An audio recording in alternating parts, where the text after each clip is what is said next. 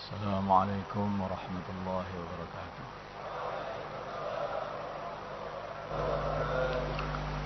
إن الحمد لله نستعينه ونستغفره ونؤمن به ونتوكل عليه ونعوذ به من شرور أنفسنا ومن سيئات أعمالنا من يهده الله فلا مضل له ومن يضلله فلا هادي له أشهد أن لا إله إلا الله وحده لا شريك له وأشهد أن محمدا عبده ورسوله اللهم صل على سيدنا محمد وعلى آل سيدنا محمد وعلى أصحاب سيدنا محمد والتابعين أجمعين أما بعد.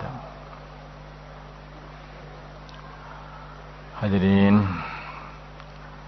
yang dimuliakan Allah Subhanahu wa taala.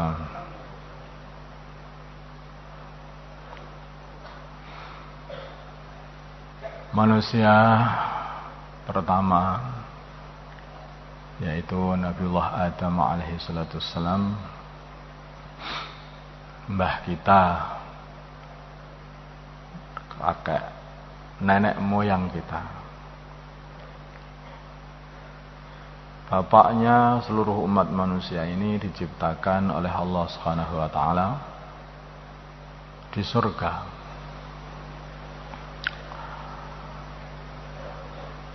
Kemudian Allah Subhanahu wa taala memberi teman yang diciptakan pula dari tulang rusuk beliau sendiri, yaitu Hawa, istrinya yang dijadikan sebagai istrinya. Dan Allah Subhanahu wa taala memberi perintah kepada Nabi Adam, yaitu perintah untuk menjauhi satu pohon yang ada di surga sana. Jangan sampai mendekati pohon ini. Wala taqraba hadhihi asyajarata fatakuna minadh dhalimin. Kalian berdua, Adam dan Hawa, janganlah kalian berdua mendekati pohon ini. Kalau mendekati pohon ini, nanti akhirnya kalian akan jadi orang yang menganiaya diri kalian sendiri.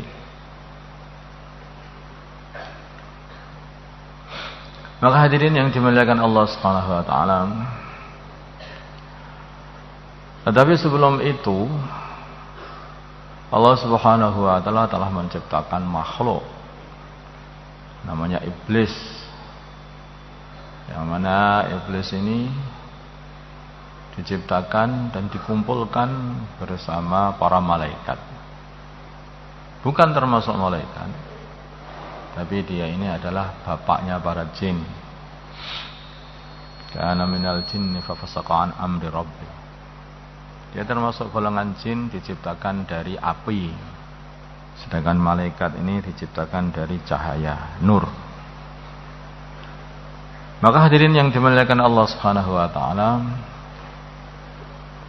tetapi sebelum itu ketika Allah Subhanahu wa taala menciptakan Nabi Adam, maka Allah telah memerintahkan seluruh para malaikat dan juga memerintah iblis, setan ini, bapaknya para setan, untuk sujud kepada Nabi Adam alaihissalam.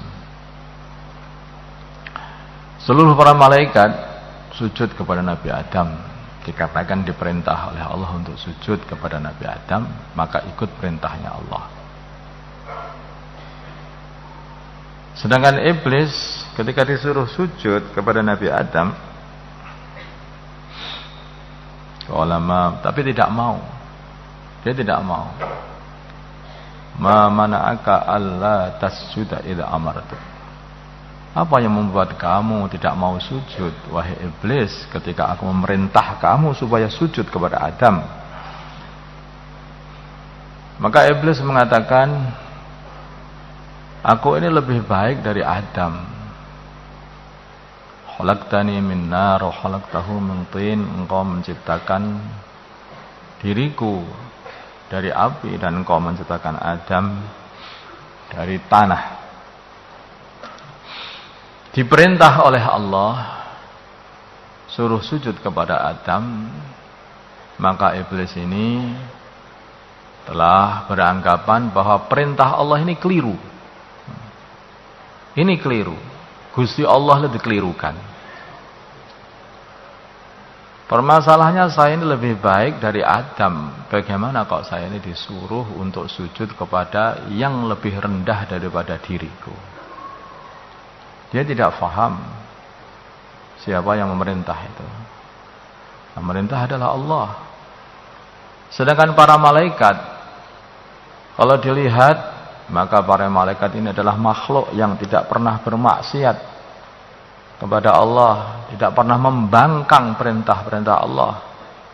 La ya'sunallaha ma amarahum wa yaf'aluna ma yu'marun. Mereka tidak pernah membangkang Allah dan selalu mengamalkan apa yang diperintah. Diperintah apa saja amal, tidak pernah bermaksiat.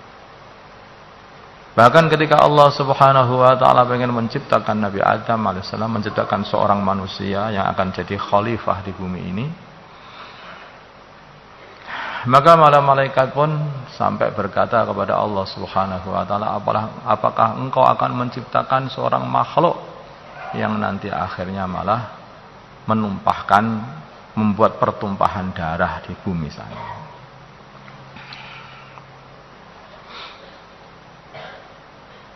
Tetapi begitu diperintah Allah sujud kepada Nabi Adam, mereka sujud semuanya. Mereka sujud semuanya. Padahal awalnya ketika mau menciptakan Nabi Adam, mereka itu usul, kayak usul, nggak usah, malahan nggak taat sama Engkau ya Allah. Tetapi begitu sujud sama Nabi Adam, maka sujud mereka. Iblis diperintah sujud. Salah, saya lebih baik daripada dia. Disuruh sujud, menyalahkan Gusti Allah. Engkau kan yang menciptakan aku dari api, sedangkan engkau menciptakan dia di tanah. Bagaimana saya disuruh sujud? Ini perintah salah ini. Ya, kayaknya iblis berkata seperti itu. Maka hadirin yang dimuliakan Allah Subhanahu wa taala, maka kelakuannya orang-orang yang membangkang Allah Subhanahu wa taala dari kalangan jin ataupun manusia, mesti itu hanyalah mengikuti kelakuannya iblis ini. Ketika diperintah oleh Allah Subhanahu wa taala, beranggapan perintah ini salah. Yang benar begini, ini salah, yang benar begini.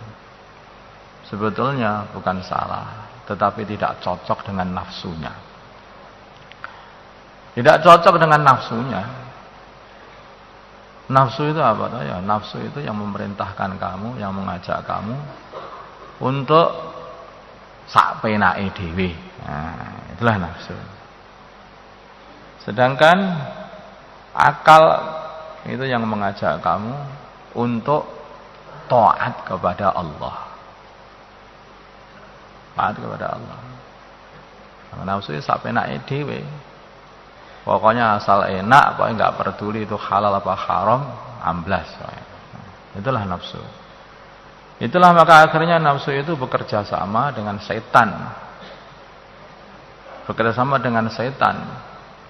Akhirnya godaan setan ditambah lagi keinginan nafsu, itu jadi kuat untuk mengajak manusia ini tidak taat kepada Allah, bermaksiat kepada Allah Subhanahu wa taala.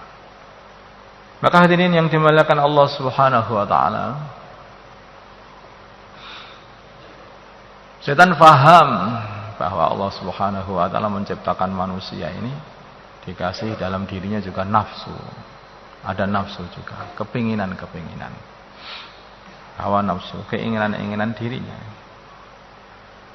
Maka begitu Nabi Adam alaihi salatu wassalam sudah dikasih yaitu larangan untuk tidak mendekati pohon yang ada, satu pohon yang ada di surga sana, maka iblis melewati seekor ular, yang ular itu berkata kepada Hawa, dan Hawa itu berkata kepada Nabi Adam, itu mengatakan, silsilahnya panjang sekali pada silsilah keburukan ini, mengatakan bahwa kalau kamu makan pohon larangan ini, bagian dari pohon larangan ini, maka kamu nanti akan menjadi malaikat atau akan langgeng selamanya di surga. Menjadi orang yang langgeng, tidak akan mati lagi. Maka hadirin yang dimuliakan Allah Subhanahu wa taala, ada nafsu, ada keinginan, ada iming-iming. Sebetulnya sudah ada larangan, tapi ada iming-iming. Dan kadang-kadang iming-iming itu kayaknya adalah suatu perkara yang baik. Kalau dipikir, kalau seseorang ini menjadi malaikat, maka malaikat adalah makhluk Allah yang suci, yang tidak pernah bermaksiat. Ini menguntungkan. Ini menguntungkan. Kalau seseorang itu akan kekal di surga ini, ya, berarti dia kekal di dalam ridhonya Allah Subhanahu wa taala. Ini menguntungkan. Ini menguntungkan. Dan itu semuanya hanya cukup dengan makan dari buah larangan ini saja. Mudah kan berarti. Tetapi ketika datang keinginan-keinginan seperti ini, lupa. Wala taqraba hadhihi syajarata fatakuna minadh dhalimin. Kadang-kadang itu kalau sudah datang nafsu, ada keinginan, kepinginan, udah. Itu akhirnya larangan itu jadi dilupakan. Ini niatnya bagus kok. Niatnya bagus kok. Ini hati-hati ya. Kadang-kadang itu niatnya bagus. Kadang orang ini toko, kamu kok nggak pernah kurut, kamu di toko aja. Niat saya itu bagus kok. Saya niatnya bagus. Ya, niatnya bagus, tadi jadinya jelek ternyata.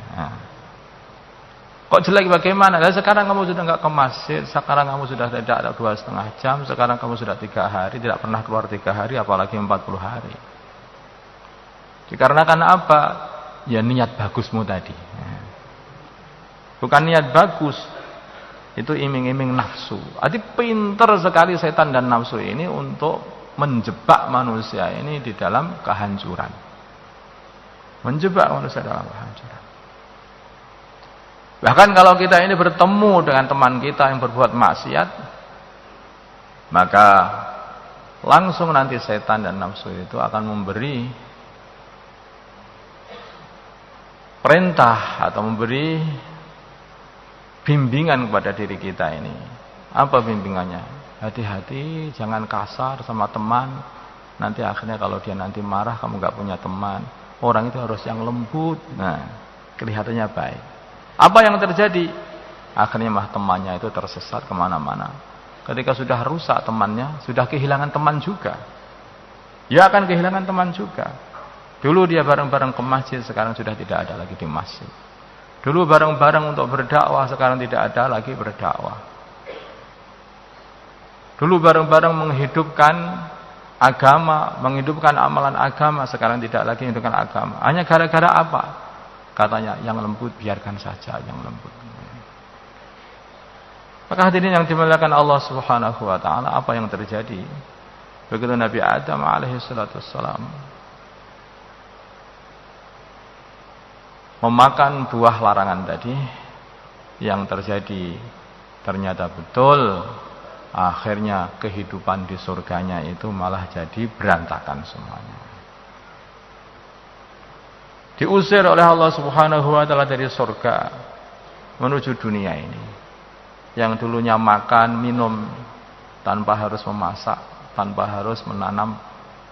Tetapi setelah di dunia mau makan gitu saja harus menunggu 4 bulan.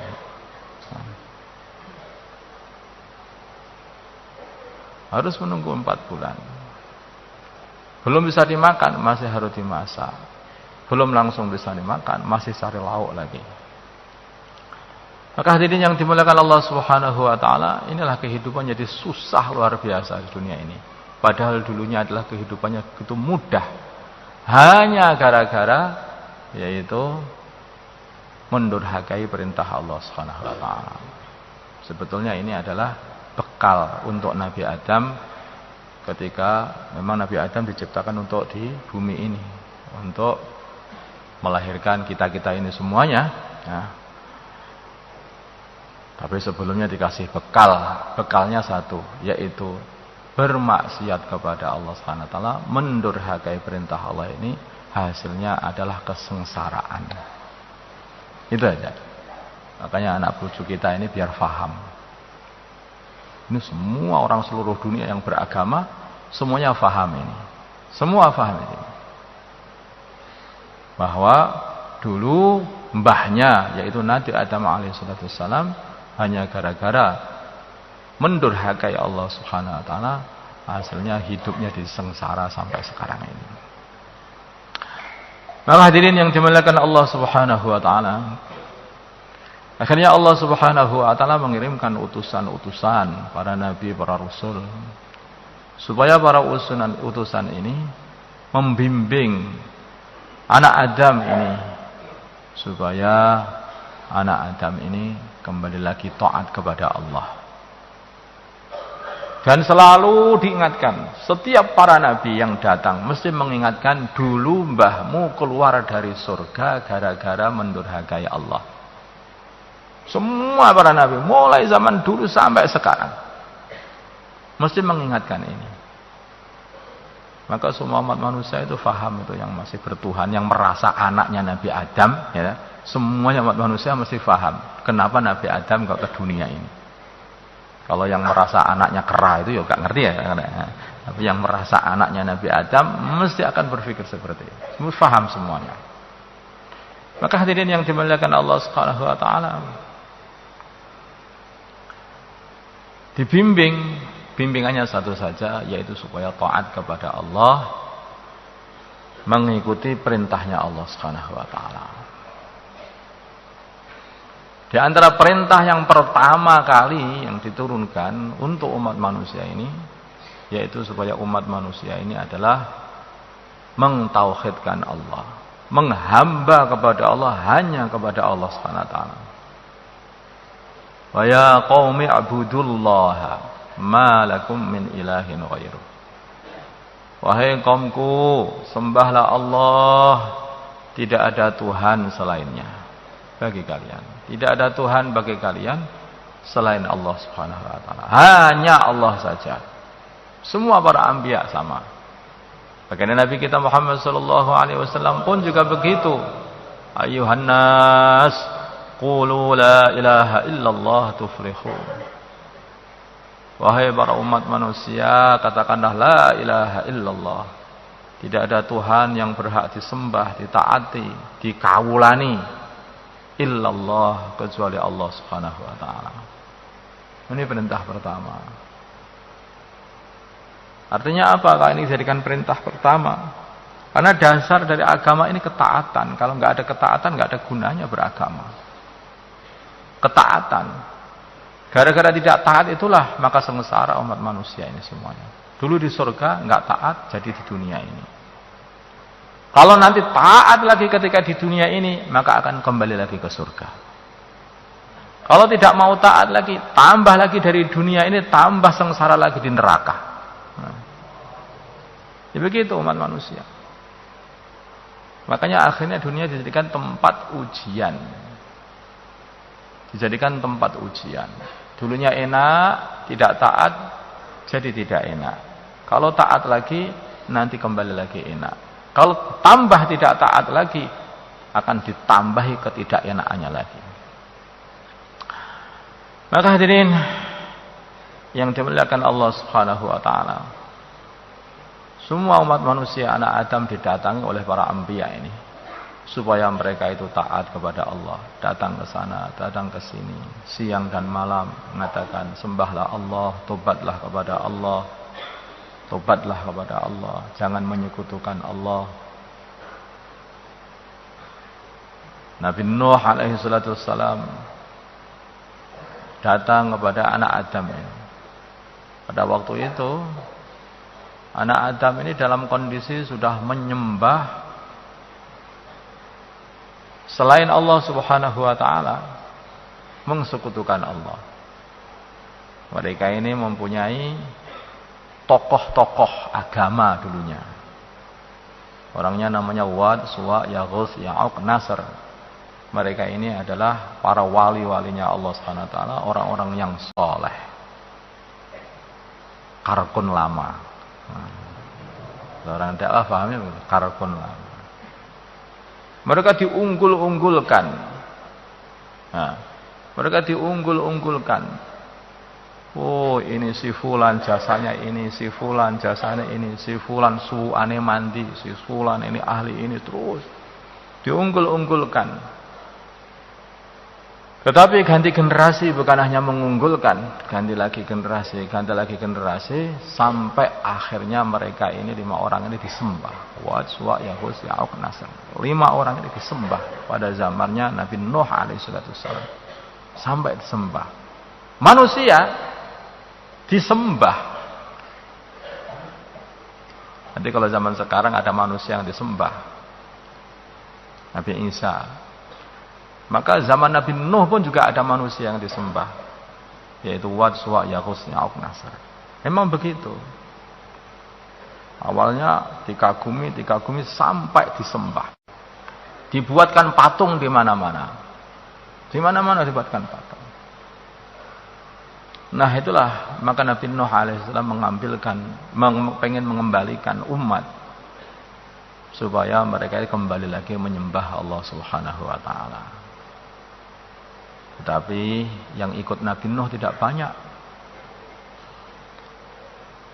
Akhirnya Allah Subhanahu wa taala kasih ilham kepada Nabi Nuh, kasih wahyu kepada Nabi Nuh bahwa yang beriman dari kaummu ini ya hanya orang-orang itu saja, tidak akan bertambah lagi, yang lain semuanya akan aku hancurkan. Maka hadirin yang dimuliakan Allah Subhanahu wa taala, akhirnya hancurlah mereka. Pol-polanya orang yang tidak beriman itu apa? Ya dihabisi oleh Allah, gitu saja. Kalau tidak di dunia, ya nanti di akhirat. Tapi kalau sudah datang dai, maka kok dia tidak mengikuti dakwahnya seorang dai ini, maka mesti akan dihancurkan oleh Allah. Maka hadirin yang dimuliakan Allah Subhanahu wa taala, berapa lama Nabi Nuh alaihissalam berdakwah? Beliau berdakwah itu 950 tahun.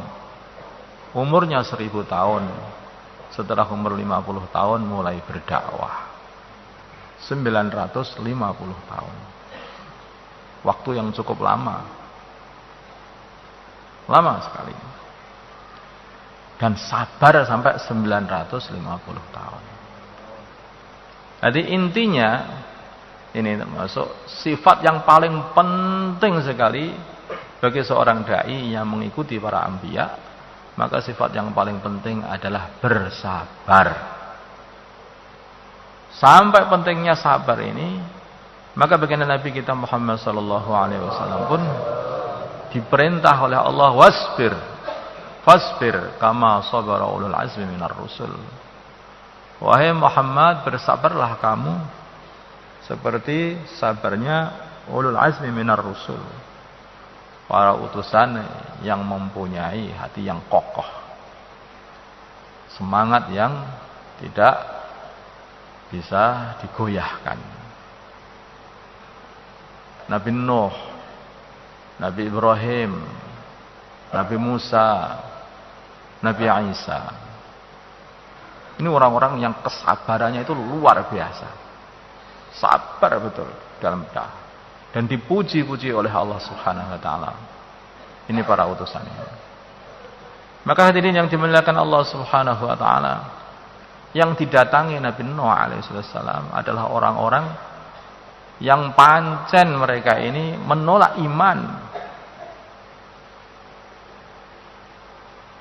Dikatakan la ilaha illallah begitu, itu enggak setuju mereka ini. Alangkah susahnya mendakwai orang seperti ini. Apalagi dikatakan sholat, apa itu? Nah. Apalagi ilmu ma'adzikir, zikir itu apa? Gak ngerti. Apalagi ikramul muslimin. Nah. Maka hadirin yang dimuliakan Allah Subhanahu wa taala, kita ini datang kepada teman-teman kita Islam. Kemudian kita mengajak untuk menguatkan la ilaha illallah Muhammadur Rasulullah, taat kepada Allah, taat kepada utusannya Allah. kemudian mulai menguatkan sholat dan memperbaiki mutu sholat dengan sholat berjamaah, kemudian mulai lagi belajar supaya tambah semangat di dalam mengamalkan agama, tambah lagi supaya saling memuliakan orang Islam, ikhlas, kemudian menyampaikan ini semua kepada saudara-saudara Islam dan mengziarahi saudara-saudara Islam di seluruh dunia. Hanya itu saja kok nggak sabar. Yang kita datangi itu orang Islam, mau ziarah begitu saja. Lah kok masih belum sabar. La ilaha illallah sama, itu la ilaha illallah, la ilallah. Salat sama, itu salat juga salat. Ilmu ma'adzikir sama-sama ada. Ilmu ikramul muslimin sama. Dia juga sepakat. Kita ini harus memuliakan orang Islam. Betul enggak? Ya betul. Nah, kita ini harus ikhlas. Betul enggak? Betul. Mesti sepakat, semuanya sepakat. Lah kok begitu kok enggak sabar kita ini. Kita datangi seluruh saudara-saudara Islam kita. Apakah itu yang pakai kopiah atau yang enggak pakai kopiah? Apa yang pakai kaos, apa yang pakai jubah, yang sarungan, apa celananan. Semua yang kita datangi, pokoknya ahlul la ilaha illallah itu adalah saudara kita. Kalau dakwah kita kan hanya begitu aja sebetulnya. Tabligh ini. Maka saya ceritakan bagaimana susahnya dakwahnya para anbiya. Harus mendatangi orang yang mereka itu sudah betul-betul ini jauh dari agama. Betul-betul jauh dari agama. Tapi mereka sabar. Bagaimana kita mau dakwah saja itu kok kita pilih-pilih. Jadi si fulan itu temanku, yang fulan aku rada pegel karo kuwi wis gah gak tak dakwahi kuwi. Itu si fulan, ini dakwah apa yang seperti ini? Nabi kita Muhammad sallallahu alaihi wasallam adalah rahmatan lil alamin. Beliau diutus untuk seluruh alam. Bukan untuk golongan-golongan. Bukan untuk orang khusus, orang Temboro juga tidak. Tapi rahmatan lil alamin. Maka kita ini harus menjaga hubungan baik dengan seluruh orang Islam. Mendatangi semua orang Islam dan mereka adalah saudara-saudara kita semuanya. Itu orang Islam. Kayak apa susahnya dulu para anbiya di dalam berdakwah. Nah, hadirin yang dimuliakan Allah Subhanahu wa taala, akhirnya ngumpul dari dakwahnya Nabi Nuh alaihissalam sekitar orang 80 orang. Yang akhirnya mereka ini diselamatkan oleh Allah dengan naik kapal yang dibuat oleh Nabi Nuh alaihissalam atas perintahnya Allah Subhanahu wa taala. Mereka masuk dalam kapal itu. Semuanya masuk dalam kapal itu. Akhirnya selamat. Kalau betul ceritanya bahwa seluruh dunia itu semuanya ketika banjir itu habis semuanya, maka pada waktu itu seluruh dunia itu setelah banjir itu hanya ditempati dunia ini oleh orang Islam saja, yaitu Nabi Nuh dan santri-santrinya. Rukun begitu, guyub rukun. Maka dikatakan juga bahwa akhirnya itu pengikut-pengikut Nabi Nuh alaihissalam, santri-santri beliau, murid-murid beliau ini pun sudah keturunannya habis. Yang tinggal hanyalah keturunannya Nabi Nuh alaihissalam. Kalau itu betul, maka artinya seluruh orang yang hadir ini adalah keturunannya Nabi Nuh alaihissalam, seorang yang pernah sabar dakwah selama 950 tahun. Lah putune 40 dina ora kuat. Ngono ngaku putune. Maka hadirin yang dimuliakan Allah Subhanahu wa taala. Begitu kumpul manusia ini. Tambah banyak orang Islam, tambah banyak dari keturunan Nabi Nuh alaihissalam. Tambah banyak lagi, tambah banyak lagi, tambah banyak lagi. Ya, seperti halnya kelas. Kalau dalam satu kelas, itu kelasnya itu sedikit, mudah dikendalikan. Siapa yang nakal, maka langsung dipanggil, dinasihati. Tapi begitu banyak, maka akan semakin susah pengendaliannya. Kalau kelas itu 500 orang, maka ada aja yang nggak masuk itu. Maka mereka itu paham, nggak masuk, nggak ketahuan, sudah nggak bisa diabsen ini, sudah nggak bisa diabsen. Masya Allah. Jadi ingat kalau masalah absen ini. Ingat baginda Nabi Muhammad SAW ketika awal-awal beliau itu masuk ke Madinah. Maka beliau hijrah ke Madinah dan diikuti pula oleh para sahabat dari Mekah yang hijrah ke Madinah. Maka mereka orang-orang yang hijrah ke Madinah ini disaudarakan dengan orang Madinah. Fulan dengan fulan, dari fulan muhajir dengan fulan sahabat Ansor. Fulan muhajir dengan fulan sahabat Ansor. Disaudarakan seperti itu supaya saling mengabsen. Supaya saling mengabsen. Itu usaha baginda Nabi supaya umat ini enggak kocar-kacir. Maka satu sama lain supaya tawasau bil haq dan tawasau bis sabr, saling ingat mengingatkan. Maka dikatakan dalam kitab Hayatus Sahabah yang sering kita baca itu, tidak pernah terjadi sampai sahabat-sahabat pada waktu itu kok tidak bertemu dengan saudaranya lebih dari 3 hari. Belum sampai 3 hari, ini mana kok nggak ketemu aku ini. Cari kemana-mana sampai dicari di luar Madinah. Kalau nggak ada di rumah, dicari di luar-luar Madinah. Coba, satu mahalah, satu jamaah masjid, setahun nggak pernah bertemu, tanah nggak pernah ziarah 2,5 jam. Siapa yang salah ini? Belas nggak sama dengan sahabat kalau yang seperti itu. Pendidikannya baginda Nabi nggak seperti itu. Harus saling ziarahi, selalu bertemu dengan saudaranya. Tidak boleh kelewat 3 hari kecuali mesti sudah bertemu saudaranya di mana. Akhirnya umat itu terabsen. Kenapa ada orang-orang Islam yang murtad? Karena tidak pernah diziarahi saudara Islamnya.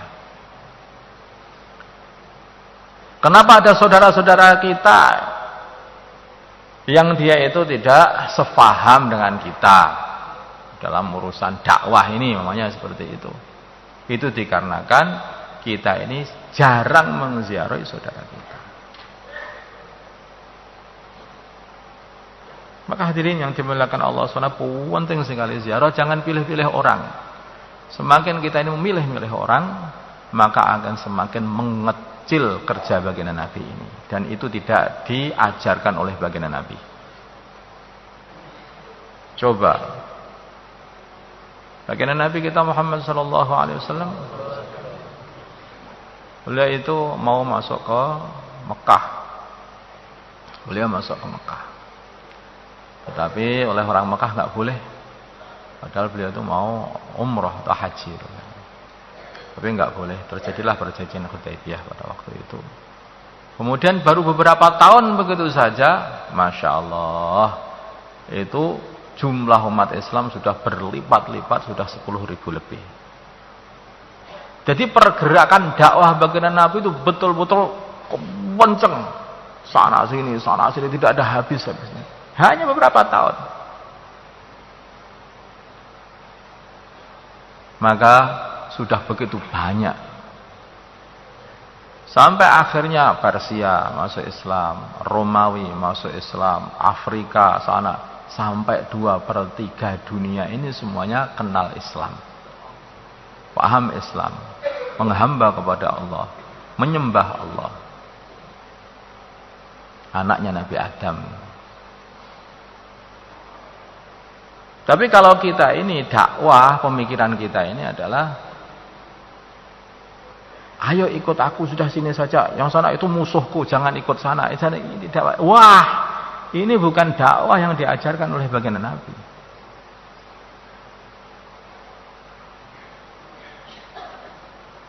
Sebaliknya kita ini ayo bareng-bareng ikut baginda Nabi. Ayo bareng-bareng dakwah seperti dakwahnya baginda Nabi. Jangan ditambahi dakwah itu dengan permusuhan. Kalau dakwah itu menyebarkan mahabbah, itu namanya dakwah baginda Nabi. Kalau dakwah itu mendatangkan permusuhan, maka itu bukan dakwahnya baginda Nabi. Bukan seperti itu yang diajarkan baginda Nabi. Apalagi permusuhan dengan sesama saudara Islam kita. Maka hadirin yang dimuliakan Allah Subhanahu wa taala, kata ulama dakwah, para masyayikh dakwah ini, bahwa dakwah ini adalah menyebarkan mahabbah, bukan membuat permusuhan. Menyebarkan mahabbah, cinta, bukan mendatangkan permusuhan. Mengumpulkan, bukan mencerai-beraikan. Kalau dakwah kita kerjakan, kok kemudian terjadi cerai-berai, berpecah-pecah umat ini, maka itu salah dakwahnya. Sebaliknya, kalau kita ini dakwah justru akan mengumpulkan semua umat, seluruh umat yang berbeda-beda bangsa, yang berbeda-beda suku, yang berbeda-beda mazhab, yang berbeda-beda organisasi, yang berbeda-beda partai, yang berbeda-beda profesi, bareng-bareng mengerjakan satu amalan yang sama, yaitu dakwah ini. Itu baru benar. Tidak dipilih-pilih. Tidak dipilih-pilih. Insyaallah Bang ya? Nah, ini. Jadi begitu. Kumpul seperti halnya dulu bagian tidak pilih-pilih. Ini orang Quraisy. Dulu mewegele bagian Nabi itu. Jangan mewegele tenan itu orang Quraisy itu. Tetapi tetap dirangkul oleh baginda Nabi. Begitu datang baginda Nabi itu ketika Fathu Mekah, masuk ke Mekah, wah jenenge orang Quraisy itu, orang-orang Mekah ini jangan mewegel tenan itu sudah ketakutan enggak karuan itu. Wah udah ini Muhammad balas dendam kalau sudah seperti ini, sembelih kita disembelih semuanya kalau begitu. Tetapi baginda Nabi mengatakan, la tasriba alaikumul yaum. Aku berkata seperti perkataannya Nabi Yusuf alaihissalam, la tasriba alaikumul yaum yaghfirullah lakum. Sudah tidak ada cacian bagi kalian semuanya, semoga Allah mengampuni kalian. Begitu. Kamu dulu musuhi aku, jangan ikut aku. Sana. Nah, enggak ada yang seperti itu. Dakwah apa yang seperti itu? Itu bukan dakwah Nabi. Akhirnya tokoh-tokoh Quraisy masuk Islam. Bahkan yang paling takut itu, yang paling benci baginda Nabi ada Ikrimah ibn Abi Jahal. Maka dia lari ketakutan sampai ke pelabuhan sana. Sampai pelabuhan, mau naik kapal, yang boleh naik kapal saya adalah orang yang sudah mau mengatakan asyhadu an la ilaha illallah wa anna Muhammad Rasulullah. Ternyata yang punya kapal itu sudah masuk Islam. Ini kalau dakwah itu mana-mana kita datangi, siapa saja kita datangi, maka akhirnya bisa jadi itu seorang tokoh, lurah atau bupati, ternyata itu dapat hidayah dari tukang becak. Bisa jadi seperti itu. Atau mungkin seorang presiden dapat hidayah dari supirnya, bisa terjadi seperti itu. Maka hadirin yang dimuliakan Allah Subhanahu wa taala, karena semuanya sudah dijalani. Maka Ikrimah Ibnu Abi Jahal mengatakan bahwa ya dari kalimah inilah aku lari, ternyata aku datang ke sini malah disongsong sama kalimah ini lagi katanya. Ternyata istrinya malah mencari Ikrimah. Sudah ayo pulang, ayo pulang. Loh, aku pulang nih sembelih sama Muhammad nanti. Enggak seperti itu. Aku sudah minta kepada Nabi Muhammad jaminan keamanan untuk kamu. Datang betul kepada Nabi Muhammad, asyhadu an la ilaha illallah wa anna Muhammad Rasulullah. Bagaimana dengan mudah kamu masuk Islam, saking nampaknya bagaimana akhlaknya baginda Nabi Muhammad SAW. Ditunjukkan akhlak yang terbaik. Makanya orang dakwah ini aja punya akhlak. Nabi kita adalah Nabi akhlak. Wa innaka la'ala khuluqin 'adzim, wahai Muhammad, sungguh akhlakmu adalah akhlak yang agung. Nabi akhlak. Kenapa ini di dunia ini tidak ada satu negeri pun yang tidak ada orang Islamnya?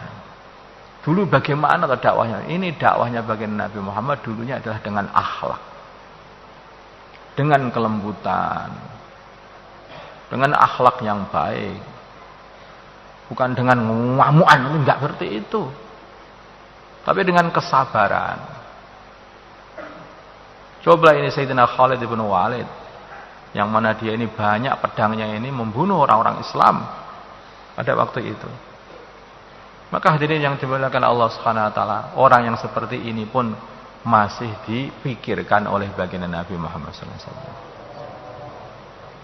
Dikirimi surat oleh baginda Nabi. Wahai Khalid, berfikirlah. Wahai Khalid, berfikirlah.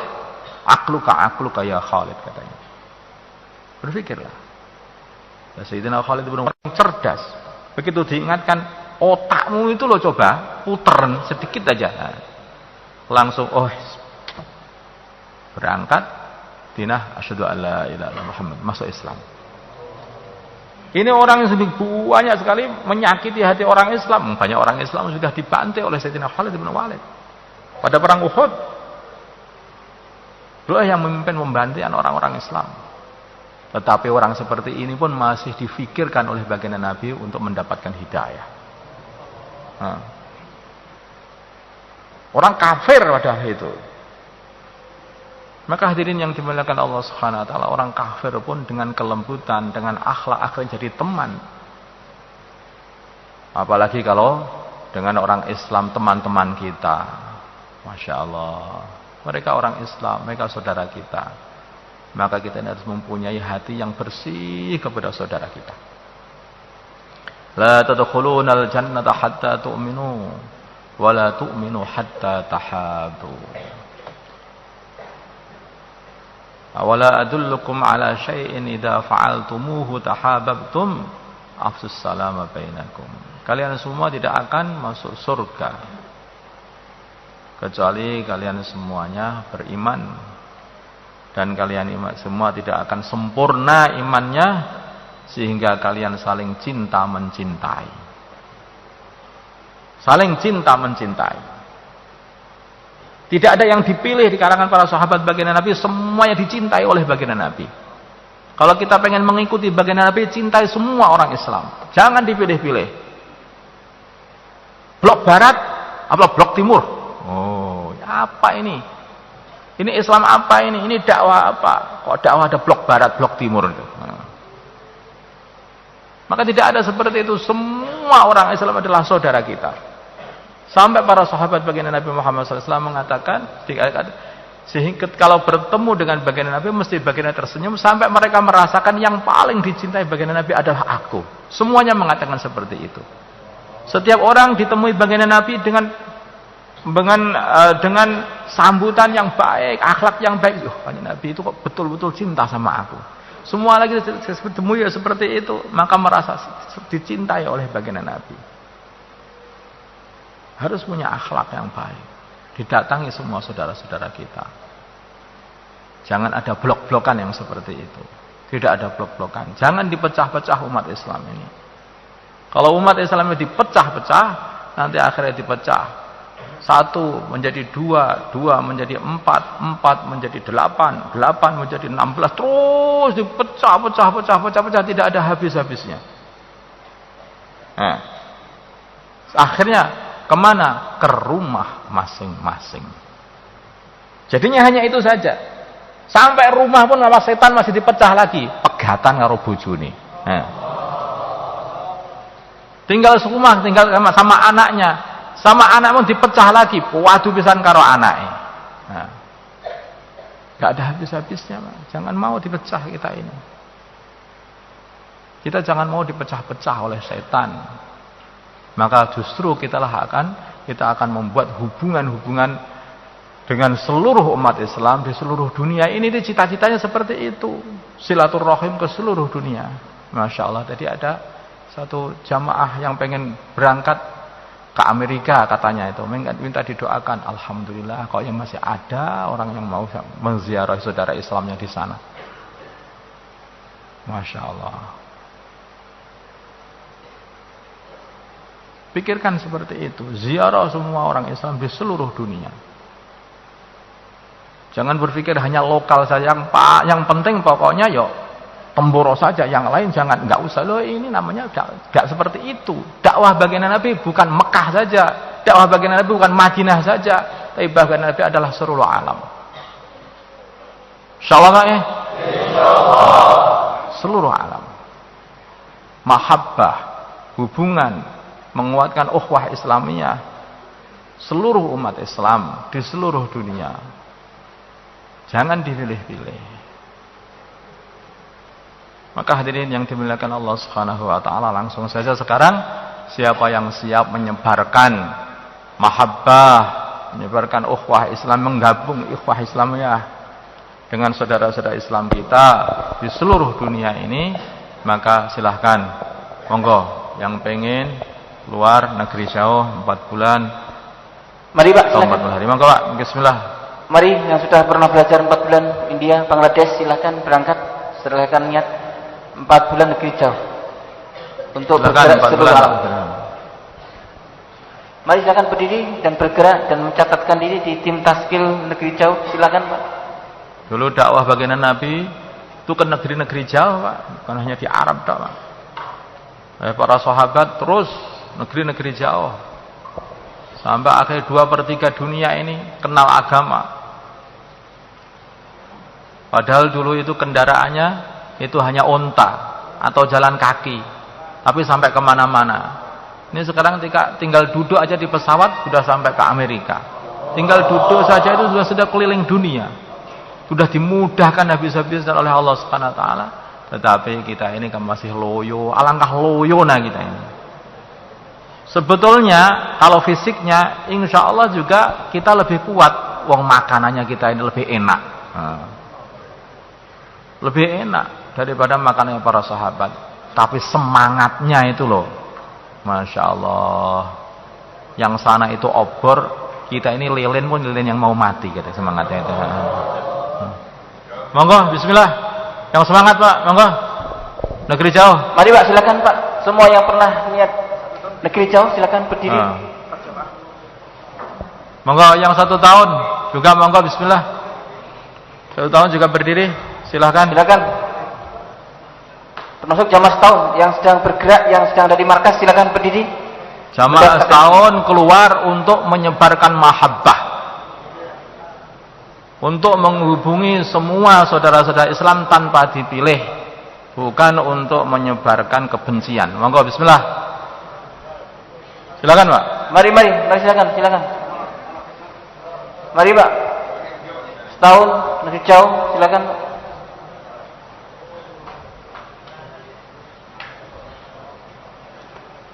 Monggo, bismillah. Silakan. Kita niatkan mengirim jamaah ke seluruh dunia seperti niatnya sahabat. Mari Pak, coba silakan. Termasuk India. Silakan Pak. Masya Allah. Niat aja Pak, monggo bismillah, niat, nanti Allah yang nyampaikan. Mari Pak, sekarang mulai dari niat itu. Nek kawin mesti niat, mesti niki. Mbok dakwah ora ndang niat-niat niku Pak. Monggo Pak, bismillah Pak, monggo. Dakwah itu lebih penting daripada rabi niku. Monggo. Bismillah. Mari Pak. Nggih. Sekarang niat dan kemudian persiapan berangkat nanti dimusyawarahkan. Mari. Monggo Pak, bismillah. Kapan berangkatnya, kemana berangkatnya, nanti dimusyawarahkan. Sekarang niat dulu. Mari Pak, amalannya sekarang niat. Silakan. Maka silakan Pak, niat dulu. Nanti akan dimudahkan oleh Allah. Asal sungguh-sungguh mesti akan dimudahkan oleh Allah. Mari Pak. Negeri jauh, India, Bangladesh, termasuk dalam negeri silakan Pak. Dalam negeri silakan. Monggo silakan. 4 bulan 40 hari. Silakan Pak. 4 bulan 40 hari. Silakan Pak. 4 bulan 40 hari dalam negeri, silakan monggo. Negeri kita ini luas, Pak.